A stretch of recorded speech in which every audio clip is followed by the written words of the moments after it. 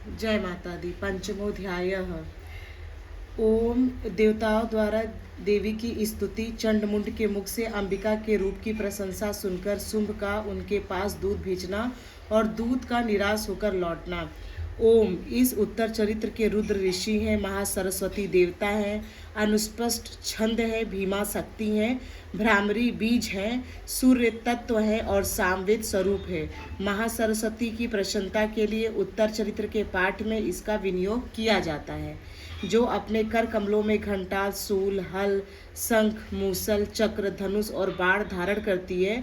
शरद ऋतु के शोभा संपन्न चंद्रमा के समान जिनकी मनोहर कांति है, जो तीनों लोकों की आधारभूता और शंभु आदि देवताओं का नाश करने वाली है, तथा गौरी के शरीर में जिनका प्राकट्य हुआ है, उन महासरस्वती का मैं निरंतर भजन करता हूँ।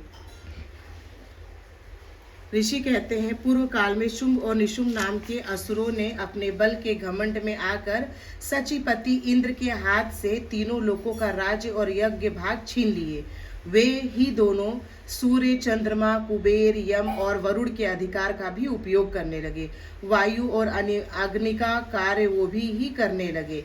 उन दोनों ने जब देवताओं को अपमानित, राज भ्रष्ट, पराजित तथा अधिकारहीन करके स्वर्ग से निकाल दिया, उन दोनों महान असुरों से तिरस्कृत देवताओं ने अपराजिता देवी का स्मरण किया और सोचा, जगदम्ब ने हम लोगों को वर दिया था कि आपत्ति काल में स्मरण करने पर मैं तुम्हारी सब आपत्तियों का तत्काल नाश कर दूंगी। यह विचार कर देवता गिरिराज हिमालय गए और वहां भगवती विष्णु माया की स्तुति करने लगे। देवी को नमस्कार है, महादेवी शिवा को सर्वदा नमस्कार है, प्रकृति एवं भद्रा को प्रणाम है। हम लोग नियम पूर्वक जगदम्बा को नमस्कार करते हैं। रौद्रा को नमस्कार है, नित्या, गौरी एवं धात्री को बारंबार नमस्कार है। ज्योत्सनामयी, चंद्र रूपणी एवं सुख स्वरूपा देवी को सतत प्रणाम है। शरणागतों का कल्याण करने वाली वृद्धि एवं सिद्धि रूपा देवी को हम बारंबार नमस्कार करते हैं। राक्षसों की लक्ष्मी, राजाओं की लक्ष्मी, सार्वणी स्वरूपा आप जगदम्बा को बार बार नमस्कार है। दुर्गा, दुर्गपारा, दुर्गम संकट से पार करने वाली, सारा, सबकी सारभूता, सर्वकारिणी, ख्याति, कृष्णा और धूम्रा देवी को सर्वदा नमस्कार है। अत्यंत सौम्य तथा अत्यंत रौद्र रूपा देवी को हम नमस्कार करते हैं, उन्हें हमारा बारंबार प्रणाम है। जगत की आधारभूता कृति देवी को बारंबार नमस्कार है। जो देवी सब प्राणियों में विष्णु माया के नाम से कही जाती हैं, उनको नमस्कार, उनको नमस्कार, उनको बारंबार नमस्कार है। जो देवी सब प्राणियों में चेतना कहलाती हैं, उनको नमस्कार, उनको नमस्कार, उनको बारंबार नमस्कार है। जो देवी सब प्राणियों में बुद्धि रूप से स्थित हैं, उनको नमस्कार है, उनको नमस्कार है, उनको बारंबार नमस्कार है। जो देवी सब प्राणियों में निद्रा रूप से स्थित हैं, उनको नमस्कार, उनको नमस्कार, उनको बारंबार नमस्कार है। जो देवी सब प्राणियों में क्षुधा रूप से स्थित है, उसको नमस्कार है, उनको नमस्कार है, उनको बारंबार नमस्कार है। जो देवी सब प्राणियों में छाया रूप से स्थित हैं, उनको नमस्कार, उनको नमस्कार, उनको बारंबार नमस्कार है। जो देवी सब प्राणियों में शक्ति रूप से स्थित है, उनको नमस्कार, उनको नमस्कार, उनको बारंबार नमस्कार है। जो देवी सब प्राणियों में तृष्णा रूप से स्थित है, उनको नमस्कार, उनको नमस्कार, उनको बारंबार नमस्कार है। जो देवी सब प्राणियों में शांति, क्षमा रूप से स्थित है, उनको नमस्कार, उनको नमस्कार, उनको बारंबार नमस्कार है। जो देवी सब प्राणियों में जाति रूप से स्थित है, उनको नमस्कार, उनको नमस्कार, उनको बारंबार नमस्कार है। जो देवी सब प्राणियों में लज्जा रूप से स्थित है, उनको नमस्कार, उनको नमस्कार, उनको बारंबार नमस्कार है। जो देवी सब प्राणियों में शांति रूप से स्थित है, उनको नमस्कार, उनको नमस्कार, उनको बारंबार नमस्कार है। जो देवी सब प्राणियों में श्रद्धा रूप से स्थित है, उनको नमस्कार, उनको नमस्कार, उनको बारंबार नमस्कार है। जो देवी सब प्राणियों में कांति रूप से स्थित है, उनको नमस्कार, उनको नमस्कार, उनको बारंबार नमस्कार है। जो देवी सब प्राणियों में लक्ष्मी रूप से स्थित है, उनको नमस्कार, उनको नमस्कार, उनको बारंबार नमस्कार है। जो देवी सब प्राणियों में वृत्ति रूप से स्थित है, उनको नमस्कार, उनको नमस्कार, उनको बारंबार नमस्कार है। जो देवी सब प्राणियों में दया रूप से स्थित है, उनको नमस्कार, उनको नमस्कार, उनको बारंबार नमस्कार है। जो देवी सब प्राणियों में दया रूप से स्थित है, उनको नमस्कार, उनको नमस्कार, उनको बारंबार नमस्कार है। जो देवी सब प्राणियों में तुष्टि रूप से स्थित है, उनको नमस्कार, उनको नमस्कार, उनको बारंबार नमस्कार है। जो देवी सब प्राणियों में माता रूप से स्थित है, उनको नमस्कार, उनको नमस्कार, उनको बारंबार नमस्कार है। जो देवी सब प्राणियों में भ्रांति रूप से स्थित है, उनको नमस्कार, उनको नमस्कार, उनको बारंबार नमस्कार है। जो देवी के इंद्रिय वर्ग की अधिष्ठात्री देवी एवं सब प्राणियों में सदा व्याप्त रहने वाली है, उन व्याप्ति देवी को बारंबार नमस्कार है। जो देवी चैतन्य रूप से इस संपूर्ण जगत को व्याप्त करके स्थित है, उनको नमस्कार, उनको नमस्कार, उनको बारंबार नमस्कार है। पूर्व काल में अपने अभीष्ट की प्राप्ति होने से देवताओं ने जिनकी स्तुति की तथा देवराज इंद्र ने बहुत दिनों तक जिनका सेवन किया, वह कल्याण की साधना भूता ईश्वरी हमारा कल्याण और मंगल करे तथा सारी आपत्तियों का नाश कर डाले। उद्दंड दैत्यों से सताए हुए हम सभी देवता जिन परमेश्वरी को इस समय नमस्कार करते हैं तथा जो व्यक्ति से विनम्र पुरुषों द्वारा स्मरण की जाने पर तत्काल ही संपूर्ण विपत्तियों का नाश कर देती है, वे जगदम्बा हमारे संकट दूर करे। ऋषि कहते हैं, राजन, इस प्रकार जब देवता स्तुति कर रहे थे, उस समय पार्वती देवी गंगा जी के जल में स्नान करने के लिए वहां आई। उन सुंदर भौहों वाली भगवती ने देवताओं से पूछा, आप लोग यहाँ किसकी स्तुति कर रहे हैं? तब उन्हीं के शरीर से कोष से प्रकट हुई शिवा देवी बोली, शुंभ दैत्य से तिरस्कृत और युद्ध में निशुंभ से पराजित हो यहाँ एकत्रित हुए ये समस्त देवता यह मेरी ही स्तुति कर रहे हैं। पार्वती जी के शरीर के कोष से अंबिका का प्रादुर्भाव हुआ था, इसलिए वे समस्त लोकों में कौशिकी कही जाती हैं। कौशिकी के प्रकट होने के बाद पार्वती देवी का शरीर काले रंग का हो गया, अतः वह हिमालय पर रहने लगी। कालिका देवी के नाम से विख्यात हुई। तदंतर शुंभ निशुंभ के भृत्य चंडमुंड वहां आए और उन्होंने परम मनोहर रूप धारण करने वाली अंबिका देवी को देखा। फिर वे शुंभ के पास जाकर बोले, महाराज, एक अत्यंत मनोहर स्त्री है जो अपने दिव्य कांति से हिमालय को प्रकाशित कर रही है।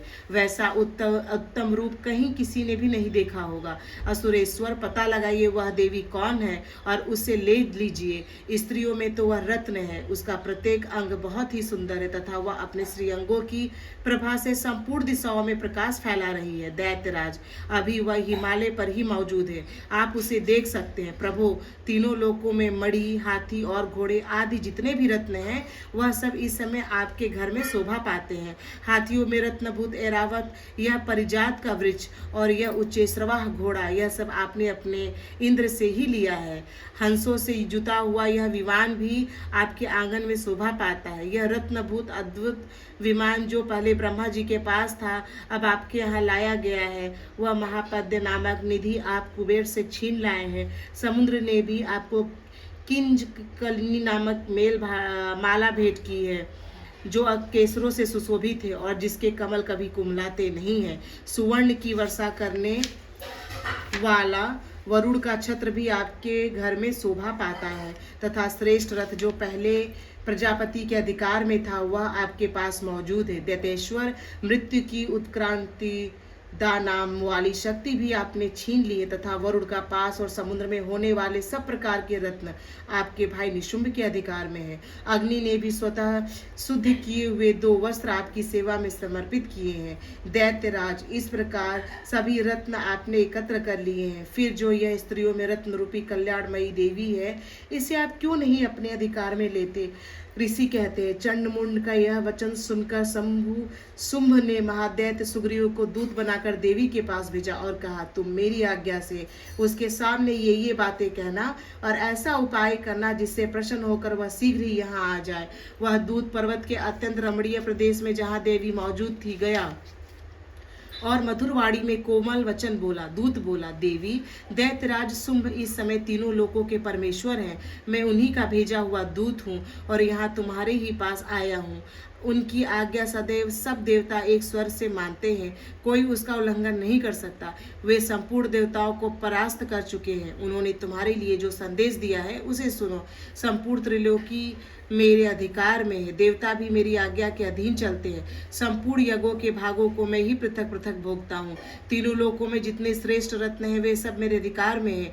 देवराज, इंद्र का वाहन ऐरावत जो हाथियों में रत्न के समान है, मैंने छीन लिया है। क्षीर सागर का मंथन करने से से जो अश्वरत्न उच्च श्रेवा प्रकट हुआ था, उसे देवताओं ने मेरे पैरों पर पकड़कर समर्पित किया है। सुंदरी, उनके सिवा और भी जितने रत्न भूत पदार्थ देवता गंधर्व और नागों के पास थे, वे सब मेरे ही पास आ गए हैं। देवी, हम लोग तुम्हें संसार की स्त्रियों में रत्न मानते हैं, अतः तुम हमारे पास आ जाओ, क्योंकि रत्नों का उपभोग करने वाले हम ही हैं। चंचल कटाक्षों वाली सुंदरी, तुम मेरे या मेरे भाई महापराक्रमी निशुंभ की सेवा में आ जाओ, क्योंकि तुम रत्न स्वरूपा हो।